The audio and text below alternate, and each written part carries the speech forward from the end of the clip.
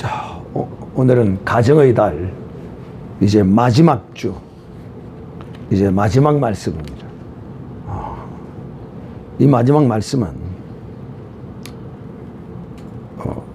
어린이 주일, 어머니 주일, 가정 주일 이래서 이 가정에 관한 모든 관계에 있어서 우리가 어떻게 이해하고 또 생각하고 말하고 행하고 살아가야 하는가에 대하여 관계별로 어떻게 해야 되는지에 관하여 이미 드렸던 말씀을 요약해서 오늘 다시 한번 정리하는 그런 시간이 되겠습니다. 그러므로 오늘 드리는 말씀의 제목은 그리스도가 주인된 가정입니다.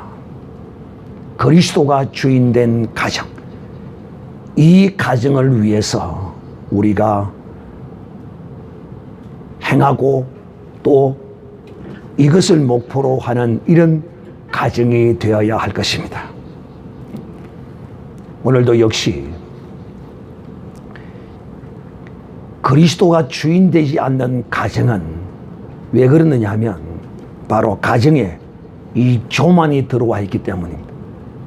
가정의 모든 구성원들이 교만하기 때문에 그리스도가 주인이 되지 못하는 것입니다. 그래서 제가 지난 주일날 가정을 파괴하는 요소 가운데 대표적인 것을 이제 세 가지를 여러분에게 말씀했습니다. 돈이 가정을 파괴한다. 돈에 대한 개념을 바르게 알고 있어라. 두 번째는 음행이 가정을 파괴하는 요소다. 이 음행은 하나님이 가장 싫어하는 것이다. 또 음행으로 말미암아 이 가정이 깨진다는 사실, 나의 욕심과 나의 교만함이 이 음행으로 나타난다는 사실. 세 번째로는 자기 뜻, 자기 생각, 자기 기분, 오직 자기 중심이에요. 사랑하는 형제들이여, 가정의 중심은 그리스도입니다. 가정의 중심은 그리스도예요. 가정은 그리스도가 살아 역사하는 그 말씀이 살아있는 가정이야만이 이 가정이 참 복된 가정인 것입니다. 사랑하는 형제들이여, 오늘 이 교만, 사실상 이 인간에게 있어서 이 땅에 살아가는 그날, 발을 땅에 딛고 살아가는 그날, 육신이라는 이 몸을 입고 살아가는 그날까지 이 교만을 온전히 해결할 수 있는 것은 아니에요. 근본적으로 인간은 교만할 수밖에 없습니다. 그 이유가 무엇일까요? 왜 인간이 근본적으로 교만할까요? 바로 선악을 알게 하는 이 실과를 따먹었기 때문입니다. 선악과가 그 사람 속에 있기 때문에 인간은 교만할 수밖에 없습니다. 그런데 우리 그리스도인들은 우리 속에 있는 이 선악과를 그리스도로 덮는 것입니다. 그리스도로 포장하면서 사는 것입니다. 이것이 바로 그리스도가 주인된 가정의 삶입니다. 이 선악을 알게 하는 실과를 먹지 않았다면 이 인간은 교만해지지 아니했을 것입니다. 그러므로 사랑하는 형제들이여, 어떤 인간도 교만하지 않는 인간은 없습니다. 그러나 그 교만을 다스리는 사람, 이 사람이 바로 그리스도인이라는 것입니다. 그리스도 밖에 있는 사람은 어찌 보면 이 교만을 더 키웁니다. 교만을 잘 포장하고 이 교만을 잘 요리해서 이 사람으로 하여금 이 세상의 어떠함을 추구하고 그것을 얻고 그것을 이루기를 원하는 것으로 이 교만을 적당히 잘 포장합니다. 그 안에 비근한 예가 이 바로 자아입니다. 자아를 어떻게 하라 이렇게 가르칩니다. 이거요, 이 세상의 학문적으로나 그런 것으로는 자아에 관한 논의를 여러 모양으로 하겠지만 그리스도 안에서는 이 자아가 가정을 깨는, 가정을 파괴하는 원인이라는 사실을 이 성경은 우리에게 말하고 있는 것입니다. 여러분, 이 교만은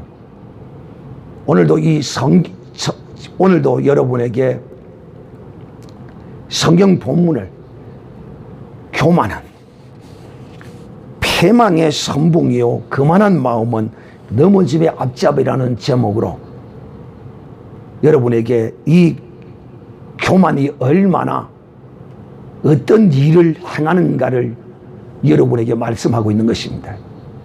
그러므로 이 교만은 자기를 파멸로 이끌 뿐만 아니라 가정도 파멸로 이끄는 것입니다. 이뿐만 아니고 더욱더 좀 더 크게는 국가도 이 교만으로 말미암아 파멸이 됩니다. 그 대표적인 한 사례가 바로 바벨론의 마지막 왕이 하나님 앞에 교만하게 행함으로써 그는 왜군이 침입을 해와서 밖에 진을 치고 있는데도 이 바벨론은 전통적인 도성이요 난공불락의 도성이라고 그러면서 적군들이 진을 치고 있는데도 안에서 많은 신하들을 불러다 놓고 안에서 먹고 마시고 잔치를 벌였던 이런 교만한 자였습니다. 그러므로 사랑하는 자들이요, 이 교만이란, 그런데 교만이 뭔지를 몰라요. 교만을 알아야 될 것 아니에요. 그래서 오늘 저는 여러분에게 구체적으로 좀 이 교만한 사람이 되지 않도록, 또 교만한 자는 어떻게 행하는고, 또 겸손한 자는 어떻게 행하는가에 대하여 좀 리얼하게 여러분에게 말씀하고자 합니다. 좀 교회에서 이 설교자가 이런 생활적인 실제적인 일에 관하여 좀 성도들의 양심이, 심령이 찔리더라도 좀 이렇게 좀 증거했으면 좋겠어요. 왜? 성도들이 알아듣지를 못합니다. 알아듣지를 못해요. 그저 두리뭉실하게, 그저 적당하게 그냥 이렇게 설명하고 넘어가면 알아들을 것이라고 생각하는데 천만의 만만의 공덕입니다. 절대로 알아듣지 못합니다. 바로 자기의 입술과 자기의 마음과 자기의 손과 자기의 발로 행한 것들을 그대로 질타해야, 그때서야 하나님의 은혜가 있으면 깨닫습니다. 그 마음이, 그 양심이 그것을 깨닫고 회개하기도 하고 또 설교자를 향하여 대적하기도 합니다. 설교자를 향하여 대적하는 자가 나오지 않는다. 이것 또한 비정상입니다. 여러분이 에레미야와 에스겔을 통하여 하나님이 보낸 이 선지자가 그가 상대해야 될 백성이 어떤 백성이라는 사실을 여러분은 자세히 들었습니다. 보았습니다. 그러므로 이 가르치는 자는 정말 하나님의 사람들의 이 심령의 폐부를 찔러서 쪼개야 합니다. 그러므로 오늘도 여러분에게 이 관계에 대하여 말씀을 하고자 할 때 여러분뿐만 아니라 우리 모든 인생이 다 그렇다는 것입니다. 저는 특히 그리스도 안에 있는 그리스도인이라고 하는 가정이 그리스도가 주인이 되지 못하고 그 가정에서 각자의 그 개체들이 다 교만함으로 일관한다면 이 가정은 그야말로 우리가 말하는 콩가루 집안이 된다 이렇게 말합니다. 그러나 여러분, 그리스도의 가정은 교만이 아니라 진실로 그리스도의 그 어떠함이 어떤 것입니까? 지난주에 여러분에게 말씀을 드린 것처럼 남을 나보다 낫게 여기는 이런 생각. 목사님은 어떻게 그렇게 생각할 수 있습니까? 그렇게 생각하고 그렇게 믿으면 됩니다. 저는 사실 그렇게 생각하거든요. 남을 저는 나보다 결코 못난 사람으로 보지 않습니다. 그런데 남을 나보다 못난 사람으로 착각하면 착각입니다. 남이 나보다 못하다고 보이는 사람은 착각하고 있는 거예요. 그러나 세상적인 눈으로 보면 그게 정상적인 눈일 수도 있어요. 그러나 영의 눈으로는 그리스도 안에서는 결코 남을 나보다 낮게 여겨야만이 이것이 그리스도인의 눈이요, 이것이 정상적인 것입니다. 그러므로 사랑하는 자들이요, 가정이든지 또 직장이든지 또 나라에서든지 나라의 임금이 백성을 나보다 낮게 여기지 못한다면 그 임금은 제대로 된 임금이 아니에요. 가정에도 마찬가지거든요. 가정의 여러 구성 요소들이 모두가 다 나보다 낮게 여길 때 이 가정이 진실로 그리스도가 주인된 가정이 되는 거예요. 그러면 첫 번째로 부모와 자식, 자식과 부모와의 관계에 대하여 어떠해야 하는가, 성경은 우리에게 어떻게 하라고 명하는가에 대하여 말씀하도록 하겠습니다. 첫 번째, 부모와 자식입니다. 부모는 자식에게 어떻게 행해야 하느냐 하는 것입니다. 여러분, 자녀는 부모가 철저히 가르쳐야 합니다. 그리고 이 자녀 앞에서 아내와 남편이 서로 사랑하는 모습을 자녀 앞에서 보여주어야 합니다. 남편이 자기 아내가 다리가 아프다 그러면 자식들 보는 앞에서도 그 아내의 다리를 주물러주고 어깨도 주물러주고 이렇게 직접 눈으로 보이는 교육을 해야 합니다. 그래야 그 자녀도 커서 그런데 딸이 그런 모습을 보면 반대로 딸들은 그렇게 잘해요. 아내들은 그렇게 잘하는데 문제는 뭐냐면 남자들이 그렇게 잘하지 않습니다. 자기 유익을 위해서만 가까이 하고 아프다 그러면 뭐라고 하냐면 병원에 가라고 끝입니다. 여러분, 여자들의 아픈 것 대부분은 남편의 손길로 자잘한 것들은 다 나술 수 있어요. 남자가 여자가 아프다고 그러고 좀 문제가 있다 그러고 그러면 주물러주고, 아이고 머리가 아프냐고 하면 지압도 해주고 다 어깨도 주물러주고 이러면 그냥 그만 그 기분이 좋아가지고 머리 아프기 싹 나서. 그러니까 자식들 앞에서 이 부모가 자식에게 교육시키는 것 가장 좋은 교육은 우리가 시청각 교육이라고 그러죠. 이 세 가지가 이 자녀에게 이루어지도록 교육해야 돼요. 그 중에 가장 기본적인 교육은 뭐냐? 이 자녀를 하나님의 사람으로, 가장 중심되는 것이 뭐냐? 하나님의 사람으로 양육해야 됩니다. 하나님의 사람. 그러기 위해서는 이 부모는 이 자식을 향하여 마치 미친 사람과 같아야 돼요. 제가 그리 해봤어요. 진실로 제가 실제로 해봤다니까요. 그랬더니 이 자녀들이 세상 어긋난 길로 나가지 않습니다. 하나님의 사람으로 어려서부터 철저히 양육하고 가르쳐야 돼요. 앉았을 때인지 섰을 때인지 누워있을 때 길에 행했을 때 하나님의 말씀으로 이 자녀를 가르쳐야 돼요. 그런데 오늘날 이 부모들이 이 자녀를 누구에게 맡깁니까? 학원 선생님께 맡기면 끝난 줄 압니다. 또 누구에게 맡깁니까? 집에 있는 텔레비에다가 갖다 맡겨버립니다. 텔레비에다 갖다 맡겨. 또 훌륭한 부모는 자식을 누구에게 맡기는 줄 압니까? 핸드폰을 줘서 맡겨버려. 핸드폰에다. 이거요, 자식을 저주하는 것입니다. 오후에 자녀교육에 대해서 좀 말씀을 좀 구체적으로 하겠습니다만,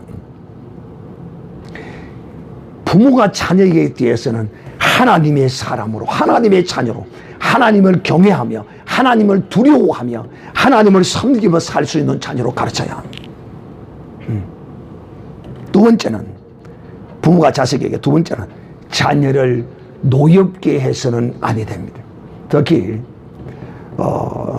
남편 된 자들이, 아버지 된 자들이 자녀를 많이 노엽게 합니다.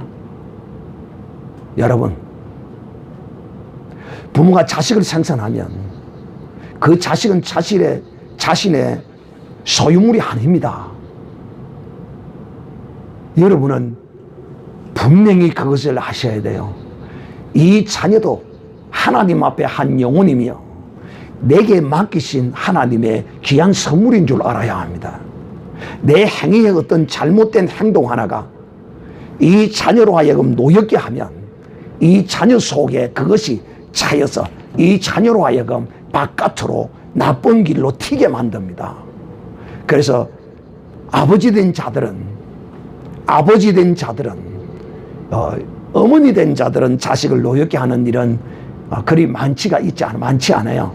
비율을 따지자면 어머니가 자녀를 노엽게 하는 것은 자녀를 버리고 도망가는 이런 경우를 빼고는 거의 어머니에게 자녀들이 노하지는 않아요. 분노하지는 않아요. 주로 이제 아버지의 못된 행실 때문에 자녀들이 분노하고 그 가슴에 노를 쌓게 되는 거예요. 그러므로 사랑하는 형제들이요, 절대로 그리스도인은 자식을 내 소유물로나 이런 내 종속적인 어떤 것으로 여기서는 아니 되고, 정말 내 행위의 잘못 하나가, 내 행동 하나하나가 이 자녀를, 하나님이 귀한 선물을 그릇되게 만든다는 사실을 알고 자녀를 노엽게 해서는 아니 되고, 이렇게 노엽게 하지 않기 위해서는 아버지가 어떻게 해야 돼요? 바르게 살아야 합니다. 아버지가 하나님의 말씀을 따라서 바르게 살아야 합니다. 아버지가 만날 술 먹고 길거리에서 싸움질하고, 맨날 아버지가 바깥에 다른 여자들 만나고 다니면서 어머니의 가슴에 한을 심어주고, 이런 짓을 해서 되겠어요? 그리스도인의 가정은 이런 일이 있어서는 절대 안 됩니다. 자식들 때문에라도 내가 하고 싶은 거, 내가 원하는 거, 그런 내 기분과 내 어떠함을 인내하고 절제하고 다스려야 합니다. 두 번째, 죄송합니다. 첫 번째, 두 번째입니다. 첫 번째는 부모가 자식에게고, 두 번째는 자식이 부모에게. 자식은 부모에게 어떻게 해야 되느냐? 여러분, 자녀는 부모에게 낳아준 것 외에 더 큰 은혜를 구해서는 안 됩니다. 이것보다 더 큰 은혜는 없다. 왜? 나를 뱃속에 10달을 넣어서 안전하게 이렇게 생산해 준 것만 해도 이 이상 더 부모에게 요구하지 말라. 부모에게 더 얻는 것은 보너스로 더하여 얻는 것이라고 생각해야지. 항상 자녀들이 부모에게 받지 못해서 그 부모를 원망하고 부모를 향하여 불평하고 그러는 것입니다. 이거 아주 잘못된 것입니다. 그래서 어려서부터 이것을 자녀에게 가르쳐야 돼요. 사랑하는 형제들이요. 그리고 자녀는 또 부모에게 어떻게 해야 되느냐? 늙은 부모를 옆에서 잘 보살펴 줘야 합니다. 자녀는 부모에게 순종하고 공정할 줄 알아야 합니다. 여러분, 부모는 자녀에게 절대로 폐를 끼치려고 하지 않습니다. 그냥 그 아프고 고통스러운 것이 체질화되어서 이대로 그냥 엎어져서 죽으면 죽었지, 자식에게 손을 벌리거나 자식에게 아쉬운 소리를 절대 하지 않습니다. 여러분이 그걸 알아야 돼요. 그러므로 이 자녀는 부모의 어떤 건강 상태나 여러 모양을 잘 살펴보고 도와주어야 합니다. 가끔 가다가 참 패역한 부모들이 있죠. 어떤 패역한 부모들이 있느냐면, 그런 부모들이 가끔 있어요. 일평생을 내팽개치고 보지도 않다가 그 자녀가 출세하고 잘 돼 놓으니까 회사 앞에 와서 시위를 하고, 자식에게 돈 주지 않으면 네 개망신을 시키기라고 하면서 이런 짓을 하는 부모가 가끔 있기는 있지만은, 그러나 거의 대부분은 이게 아쉬운 소리 하지 않습니다. 절대로 자식에게 누를 끼치고 살려고 하지도 않습니다. 그러므로 자녀가 어떻게 해야 되느냐? 늙은 부모를 잘 보살펴 주어야 합니다.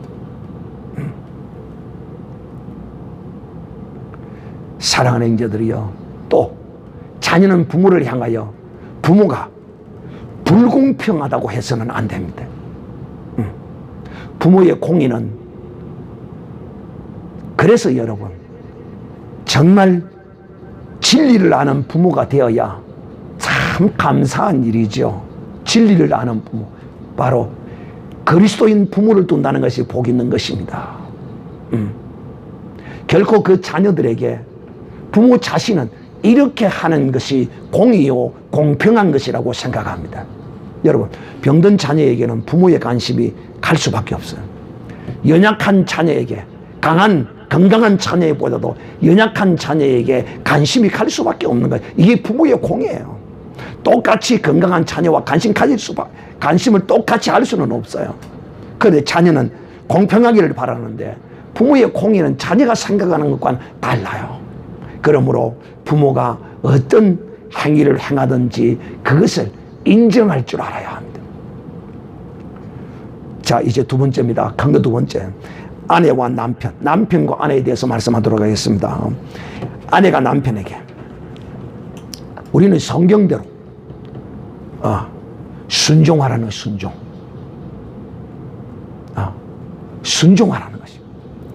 적어도 제가 여러분에게 부탁하고 싶은 것은, 아내된 자들은 남편이 내게 무언가를 요구하는 것 가운데 다 지키라고 저는 권고하지 않습니다. 왜? 다 지킬 수 없으니까.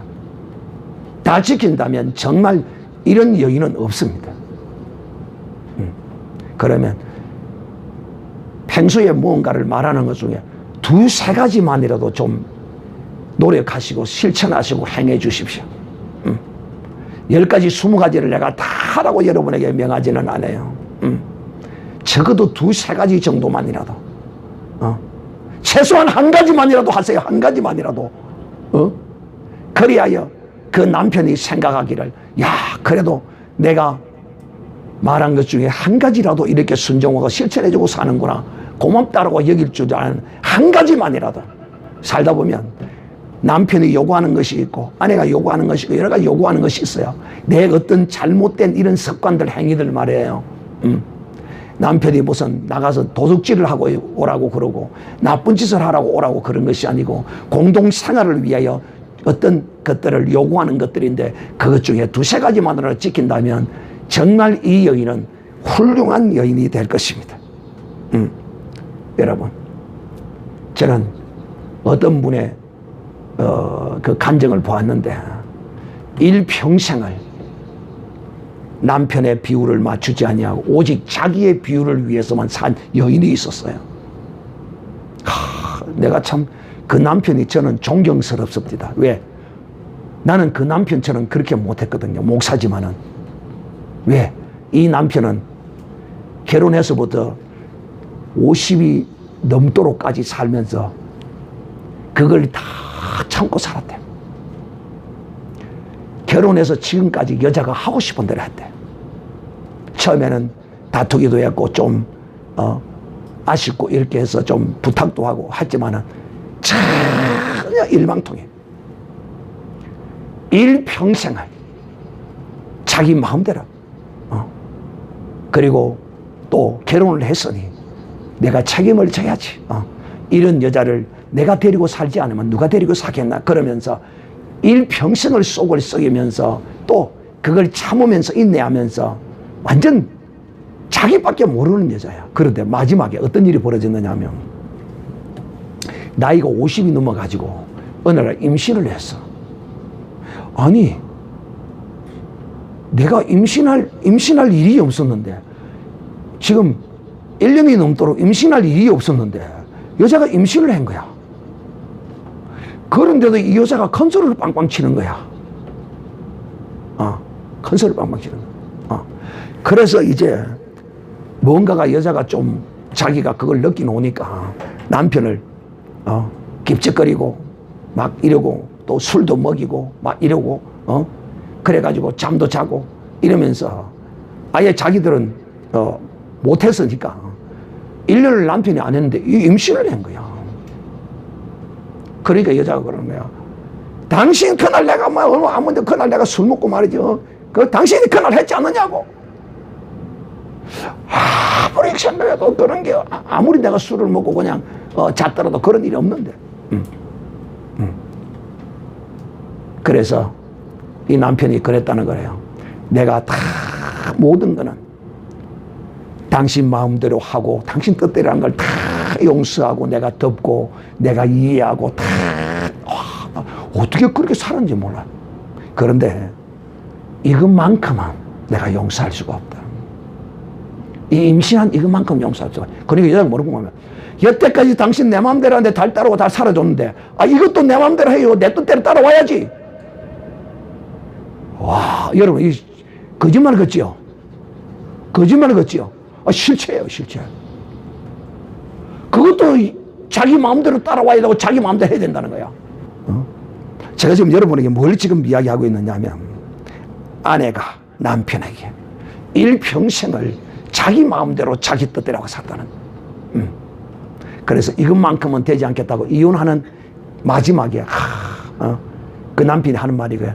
일만 안 했어도 이런 짓만 안 하고 또 이런 짓을 하고서도 또 뉘우치고 깨닫고 잘못했다고 그러면 또 내가 생각해 볼 여지가 있겠는데 이것까지도 나를 이해하고 자기를 용납하라는 것이야.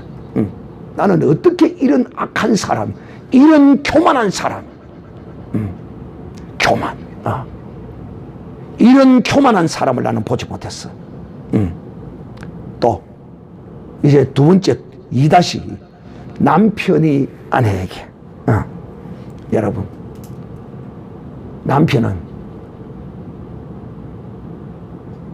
못난 자신에게 행복을 얻을 거라고 찾아온 정말 가련한 여인을 사랑하고 살아야 되지 않겠어요? 그래서 어떤 일이 있어도 자기의 아내만을 사랑해요. 자기의 아내만을 사랑한다는 것은 한 몸을 이루고 살아야 한다는 것입니다. 내 몸이라고 내 것이 아니고 내 몸이라고 내 마음대로 사용할 수 있는 몸이 아니라는 사실을 알고 어떤 이유로도 한 몸을 이루지 못하는 이런 범죄를 남편이 행해서는 되지 않는다는 사실을 알아야 합니다. 사랑하는 형제들이야. 이 아내와 남편 간의 관계에 있어서 이걸 깨는 요소들이 가정에 있는데 누가 이 아내와 남편 간의 이 관계를 깨느냐 하면 잘 들으셔야 됩니다. 첫 번째 시어머니입니다. 나는 이 못된 시어머니들을 한둘이 본 것이 아닙니다. 그 다음째 신우들입니다. 세 번째 남편이든지 아내든지 친구들입니다. 그러므로 여러분은 어떤 일이 있어도 여러분의 친구를 남편에게 소개시키고 남편의 친구를 아내에게 소개시키는 이런 일은 없어야 합니다. 무슨 말인지 알겠습니까? 전부 가정을 깨는 원인이 여기서 나오더라는 것입니다.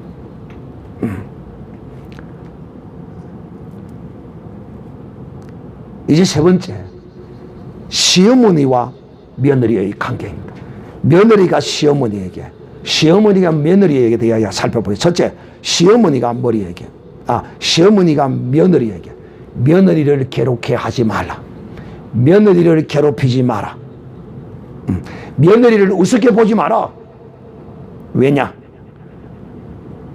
시부모, 시어머니 당신이 해야 될 일을 대신 해주겠다고 찾아온 이 가련한 여인을 정말 존경하고 받들어주고 감사하고 귀하게 여기야지. 어찌 이 며느리를 괴롭힌단 말입니까? 자기의 딸보다도 더 귀하게 여겨야 합니다.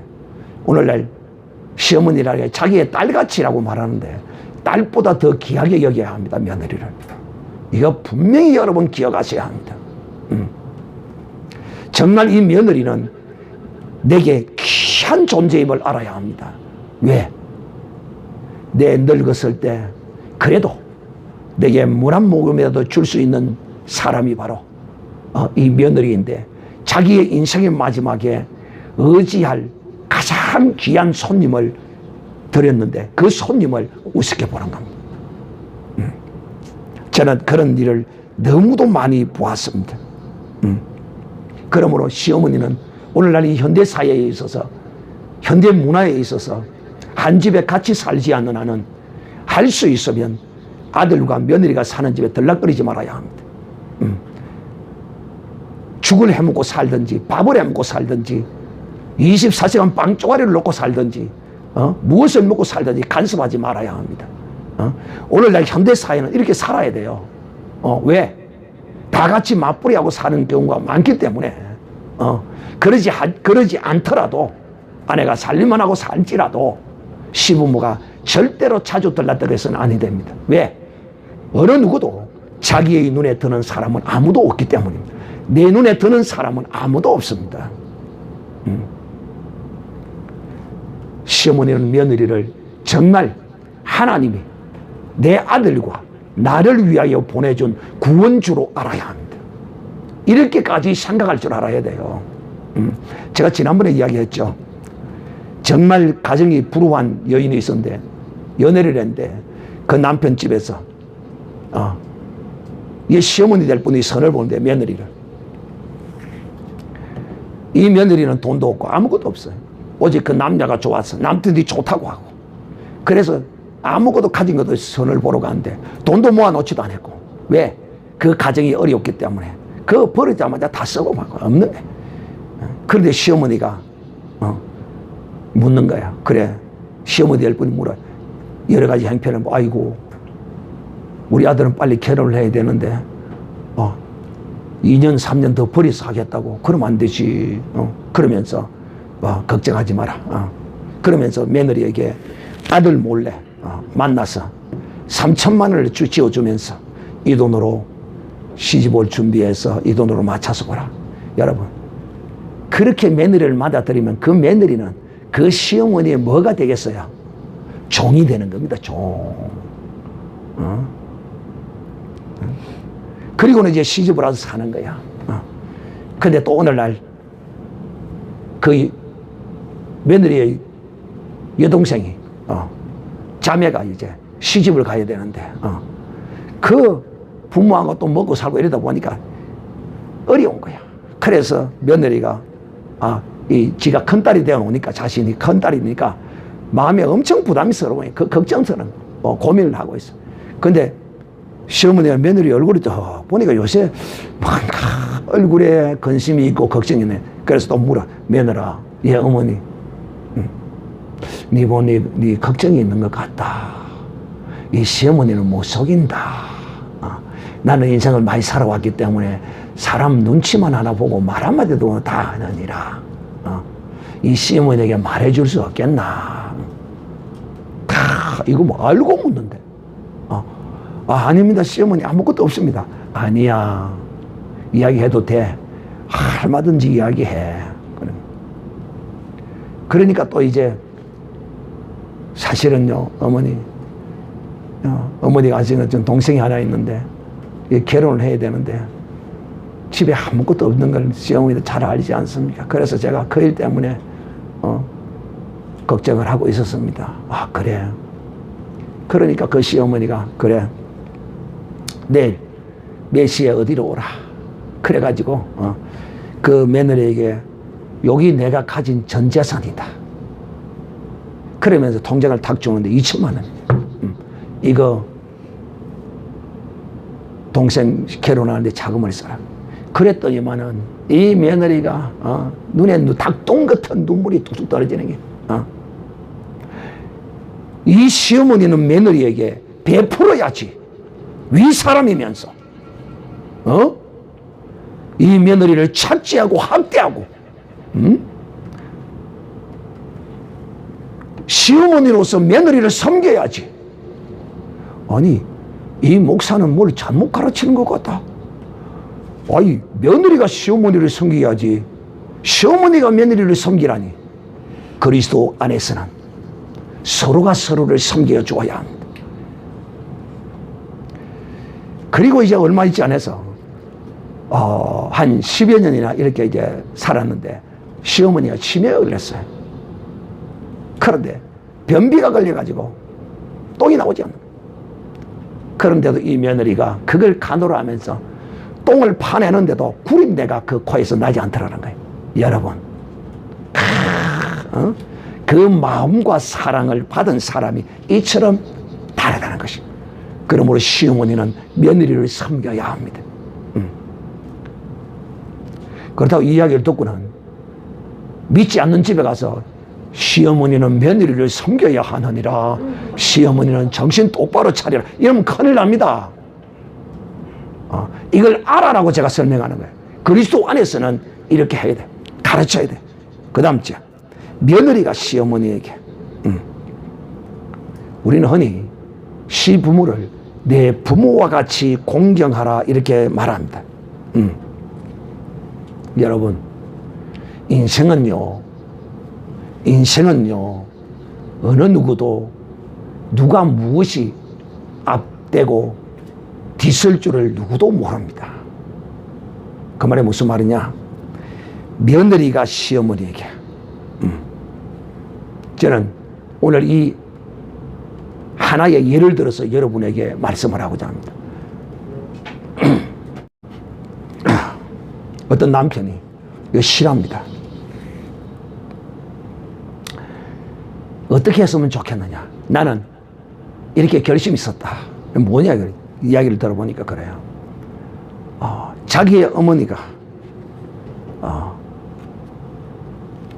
남편의 어머니죠. 그러니까 시어머니죠. 혼자 사는 것이 너무 아들 보기에 그러는 거야. 그래서 자기 부인에게 혼자 사는 어머니 쓸쓸한데 같이 살면 안 되겠느냐? 안 돼. 절대 안 돼. 안 돼. 그 시어머니가 혼자 스스로 움직이기도 하지만 이제 늙어서 여러분, 나이 많으면 게으르집니다. 뭐 하여튼 이제 하기 싫어요. 그래서 남편이 사정을 수없이 했는데도 아내가 줄기차게 거절하는 거예요. 그런데 어느 날 갑자기 혼자 그렇게 살고 계시던 어머니가 돌아가셨어. 그게 이 아들이 그 가슴에 한이 맺히는 거예요. 어떻게 한이 맺히나? 그래도 아들과 함께 살면서 따뜻한 밥이라도 섬겨서 대접해주지 못하고 한 것이 그렇게 혼자서 쓸쓸하게 돌아가시는 것이 너무 가슴에 한이 맺힌 거예요. 그런데 그 일이 있고 나서 3년, 4년인가 지났는데 정말 좀 오래돼도 그런 건 안 잊어집니다. 그런 건 10년이 가도 안 잊어져요. 자기 아내가 갑자기 그럽니다. 여보, 왜? 우리 어머니가 혼자 저렇게 계시는데 어머니가 나를 딸들 가운데서도 가족들 가운데 내를 제일 사랑했는데 내가 그 사랑을 이제 어머니한테 갚아야 되겠다. 어머니를 내가 좀 모셔와야 되겠다. 안 돼! 죽어도 안 돼. 죽어도 안 돼.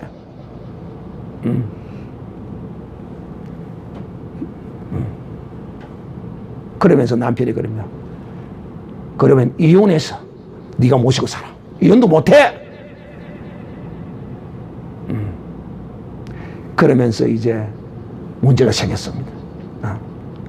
그래서 아내는 이혼을 안 한다고 그러고 남편은 이혼해서 살아라고 못 산다고 그러고 다투고 있으면서 상담을 해놨어. 어떻게 해야 되는지.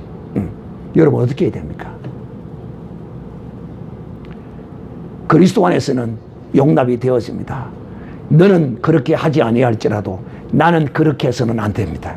원수 갚아서는 안 된다 이 말입니다. 그러나 그도 사람입니다. 그리스도 안에 있는 사람이 원수 갚지 아니하고 그래 너는 내 어머니를 모시지 않았지만은 너 어머니를 모셔줄게 하면서 모시고 살지만은 그 마음에 그것이 떠나겠습니까? 안 떠납니다. 겉으로는 웃고 그러지만은 속으로는 그런 것이 어느 듯 한 번씩 푹푹, 그도 인간이기 때문에 그 속에서 올라올 수밖에 없어요.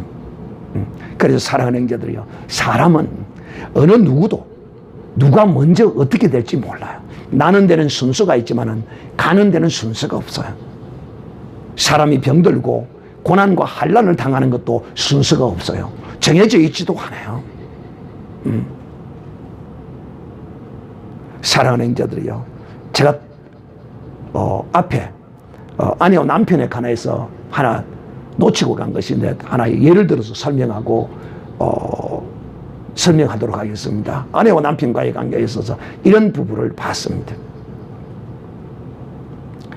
참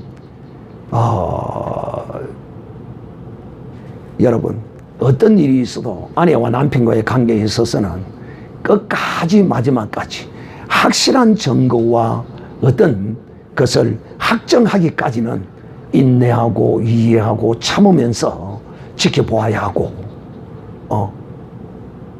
관용으로 또 대할 줄 알아야 합니다. 그 말이 무슨 말이냐면 어떤 한 부부가 있었는데 시누이가 올케를 싫어합니다. 그래가지고 올케와 시누이의 관계, 이 부부간의 관계를 이간질 시킵니다. 그래가지고 자기 동생에게, 시누가 자기 동생에게 마누라 간수 똑바로 해라 이러면서 헛소리를 하기 시작합니다. 그러니까 이 소리를 한 번씩 두 번씩 듣다 보니까 자기도 모르게 괜히 자기 마누라에게 대한 생각이 자꾸 변합니다. 저 여자가 지금 뭐 하는 거? 뭔 짓을 하고 대노? 그러면서 사진도 한 장 찍어가지고 갖다 주고, 어떤 사람과 함께 호텔에 들어가는 까지 사진도 찍어오고, 이제 맞벌이 하는 부부인데 또 그 해외 바이어가 있어서 흑인이든지 백인이든지 이런 사람들, 외국인들과 자주 만나고 막 이런 있다 보니까 그런 사진들을 이제 이 시누이가 찍어 와가지고 이혼을 시키려고 그 짓을 합니다. 그런데 어느 날 아내가 임신이 됐어요. 그런데 마침 그때 이 신우가 흑인 바이어하고 호텔에서 다정하게 앉아서 상담을 하고 있는 그걸 사진을 찍어가지고 흑인과 이 짓을 하고 돌아다닌다 이렇게 고자래. 그게 남편이 그걸 보는 순간에 눈이 확 뒤집어진 거야. 당신 그 애 누구 애냐? 그 흑인과 그거가 거짓된 거 아니냐? 그래 하면서 이제 사단이 벌어졌습니다. 그래가지고 이 부인은 아니다. 나는 절대 그런 일 없다. 증거가 있는데 하면서 이거 가짜야. 그런 거 아니야. 그래서 좋다. 그러면 아이를 낳아서 내가 증거를 보여주겠다. 절대 아니다. 당신 아이다. 그러면서 넘복이 눈도 있고 하니까 아이 낳을 때까지 한 집에 그냥 그렇게 살기로 그래 약속하고 살은 거예요. 그렇게 사는 여러분 10개월이 그 지옥 중에 지옥이죠. 지옥 중에 지옥. 그런데 10개월 만에 아이를 낳았는데 깜둥이가 아니고 기가 막히게 딸아이인데 저가 아버지를 닮은 게야. 100%야 그냥. 그러니까 시부모 친정할까? 야, 이 딸아이가 지 아비를 닮았구나. 똑같네. 그래서 그 남편이 그걸 보고 이제 간이 움찔하는 거지. 그리고 그러면 이거 유전자 검사를 해보자. 그래야 DNA 검사를 했네. 그런데 기가 막히게 남편의 씨가 맞는 거예요. 그러니까 남편은 잘못했다고 빌고 시댁 식구들도 그 잘못된 사실을 알고 빌고 간데 여자의 마음이 이 남자가 나를 신뢰를 하지 않으므로 신뢰를 잃었다. 그래서 나는 이 남편과 살지 못하겠노라. 그럽니다. 사랑하는 형제들이요, 남편이 좀 더 냉정하게 그 사실을 알았더라도 지켜보면서 마지막까지 인내하면서 그렇게 해왔다면 이혼은 당하지 않았을 거 아니에요. 그렇게 진실이 밝혀졌지만은 결국 이혼하고 말았어요. 나를 신뢰하지 못하는 남자와는 살 수 없다는 것입니다. 저는 그래도 용서하고 다른 나쁜 짓을 해서 그런 것이 아니니까 용서하고 그래도 저는 살아야 한다는 것입니다. 그러나 요즘 사람들은 결코 이런 것들을 용납하지 않습니다. 그리고 이 신뢰의 문제에 있어서는 이렇게 행한 일에 대해서는 이 사회법정에서도 이혼하라고 판결합니다.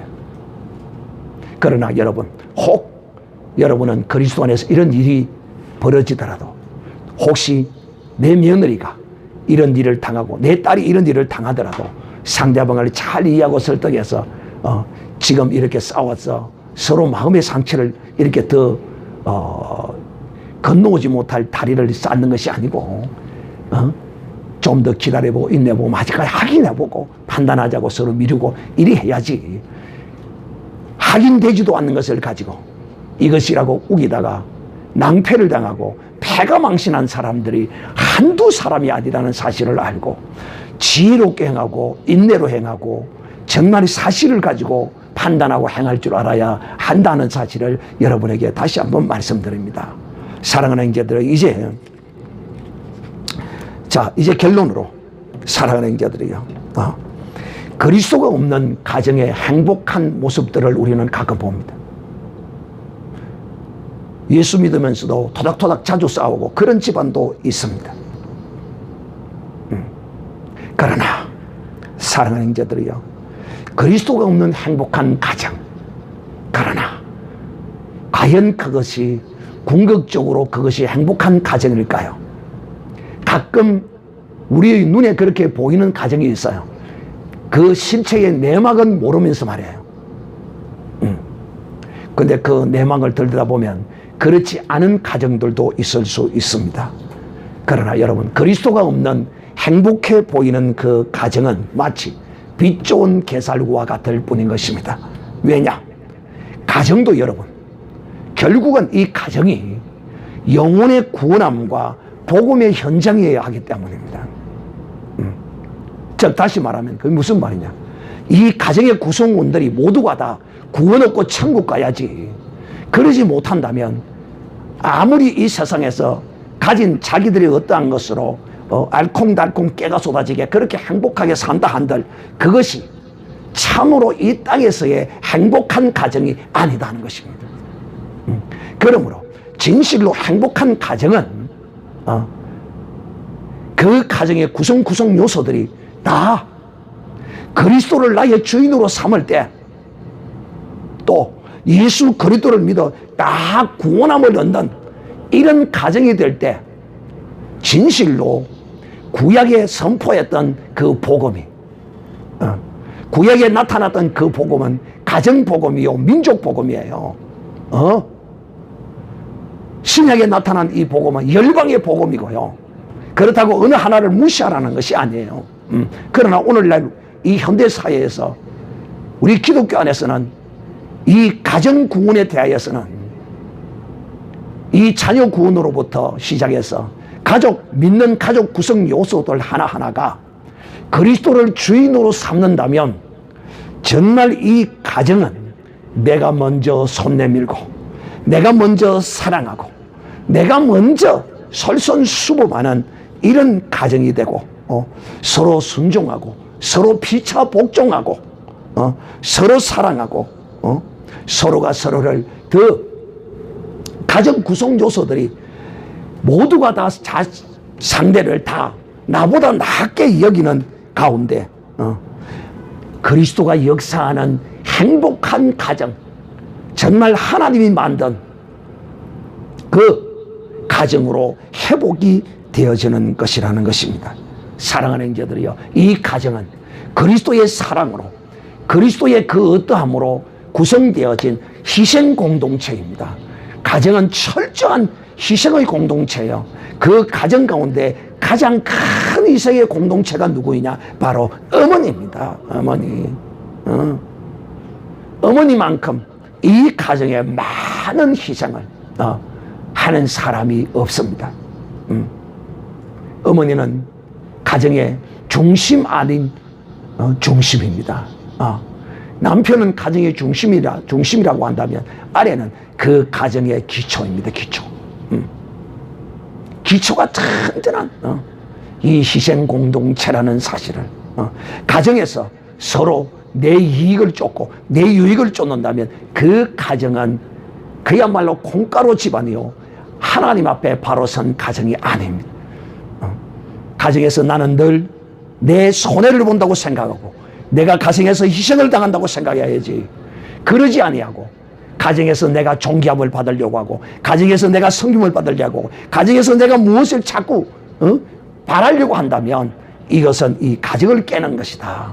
그러므로 우리 각 가정에 어떤 구성 요소에 내가 어떤 위치에 속해 있었지, 내가 아들이든지 내가 부모의 위치든지 내가 며느리든지 내가 시어머니의 위치에 놓이든지 우리 모두는 다 그리스도가 우리를 섬김같이 우리를 공경함같이 우리가 가정의 주인은 내가 아니라 그리스도라는 사실을 인정할 때 이 사람은 가정에서 어떤 자기의 유익과 자기의 어떠함을 쫓지 않아요. 오직 그리스도의 뜻을 쫓아 행함으로써 그리스도가 주인이 되는 가정이 되어야 할 것입니다. 찬송하겠습니다.